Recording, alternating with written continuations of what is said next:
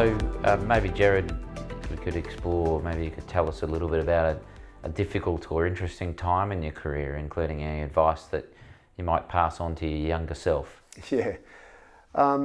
Look, over the years you go through difficult times often, I suppose, and when I was in the mine sites, I remember being a supervisor, and I was 26 years old, electrician, and I was put in charge of maintenance for all these mechanical guys, and 50 and 55-year-old fitters and boilermakers and things, and they didn't make my life that easy because they didn't want a sort of a green, wet behind the ear electrician being the supervisor. So some of them are really great though, and they helped me do that job.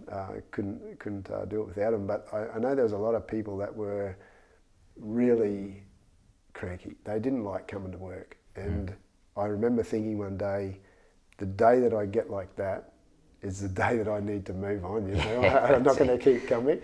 So I promised myself that, and obviously you can't just go and leave every job when things get boring or you hate it or whatever. So for me, just continuing to learn stuff was what kept me engaged, and so every time things got a little bit slow, I'd apply my spare time to learning more and developing myself to get to the next job that I wanted to do, or the next level. And that always worked for me. But probably the most difficult time for me was when I got to that point where I started Bluefield, where what do I do in the mining industry anymore? It was like I didn't know where to go.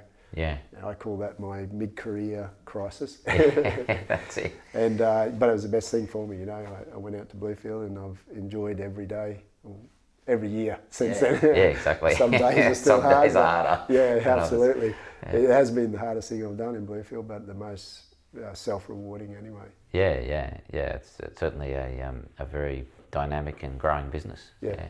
It's been great. Yeah.